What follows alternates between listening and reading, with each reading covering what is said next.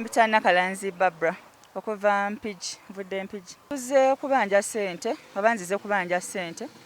Mwami Ndausi ze yatwala angambe ze yatwala kati nzo okufuna message kwali oluvanyuma lw'okulanga ku radio Simba mu program ye yabinsanga wano n'agamba nti nno anoonya omuwala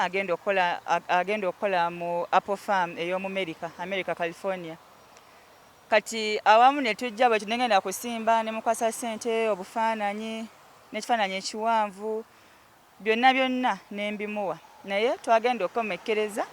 nga tugamba nti nno ate okugenda tekukyaliwo naye ng'awamu sente zensobola okutracingako of course mwalimu expenses endala naye nga zensobola okutracingako kati buli obukadde 10,000 mu 10,300 anti okusinziira ku linnya lye ate n'engeri gy'ayogeramu nga aine ekifaananyi kyakuteekamu ng'agamba nze neesiga sisobola kubba sisobola kubabba ebintu byendiko byebyo bituufu tegeera kati okwesiga okwo n'erinnya kale ebbanga lyemubaddemu mbadde nali simu meetingangako simusiŋŋanangako mu buliwo naye eryo ebbanga lyemumanyidde ku mpewo nga mmanyi mbu tasobola kunkola kintu bwe kityo. Ntuuka ku radio of course nasangawo abawala abalala abaali baze engeri gye yali agambye mbu nayagala mwana muwala. Kati we natuuka nga tutuula mu compound za Radio Simba. Kati awo n'angamba nti naawe ozze jjukira twali mu layini n'angamba naawe ozze nti yenzize. Kale olina obukadde 6 nti saba ombulina naye nga awo nalinako obukadde 4 nenkubira mamange nanyongera obukadde 2 nenzija waneene erugogo kubanga sente saziina ku simu nenzija sente nenzijjayo. Kati sente we nazijjayo kwe kuzitwala naye era n'ebifaananyi nabyo kubisaawo olugogo okufotokopinga ndagamuntu passport kubanga era yankubira agamba saagala passport eweddeko njagala passport eriko kuzina empya za East Africa gye njagala nti gy'olina nti gye nnina nembireeta kwe kumuwaako ezo sente ezasooka then enkeera nankubira essimu nangamba nti no yampereza audio ku WhatsApp nangamba nti no manyi epapula by'omukyala abadde abiganye ensonga nti no zereti kati nangamba nti no nanterawo sente kakadde kamu 2,000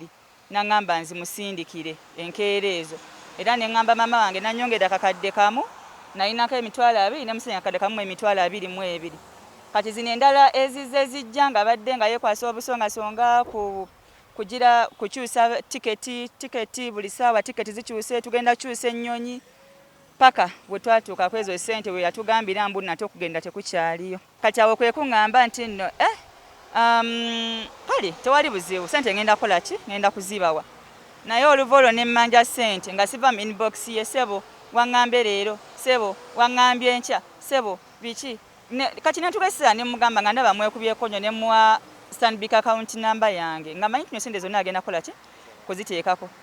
naye paka n'olwaleero sinabafunako wadde n'ekikumi. Ekifo kiri nti nze looya tankubirangako naye nayogerako ne looya nangamba ye mwami Rubogo nangamba nti nno kubanga omuntu omu ku baana be yali yasasulako ye yali agenzeyo ndowooza ofuna ekye naye nga sinabategeerako nti no bakola ki batandise okusasula kakati yangamba muno looya akolera mu Rwabogo company advocates I think we bati kati nangamba nti nno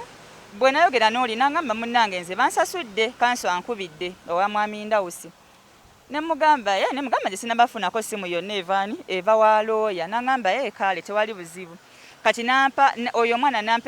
nampa essimu ye nenjogera ne looya nangamba obanja sente meka nemugamba Mwami Ndausi azimanyi nangamba anti mbadde njagala oziŋŋambe nange nkompeyalinge na zino zennina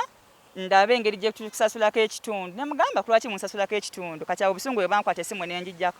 tebaddamu kunkubira simu mpaka neleero yanfera. Nze Buganda ntege kyuma kya Yesu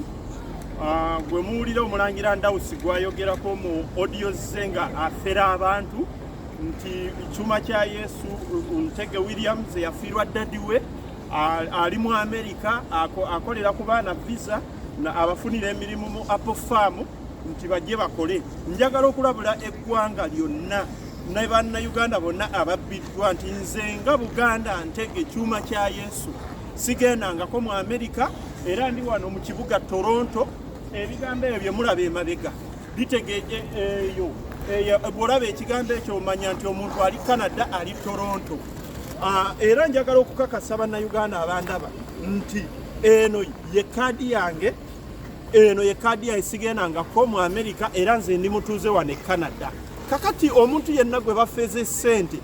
mpulidde nti waliwo bebaggyeko miliyoni 10, waliwo bebaggyeko miliyoni 2, waliwo bebaggyeko miliyoni mmeka. Mbadde mbasaba nti mwenna mukole ekintu kimu, mwewandiise mwenna nga Omulangira Ndausi bw'ababbye, mukwata amannya ago mugampeereze ne ssente z'abaddyeko, tumutwale mu kkooti. Temukkiriza kufiirwa,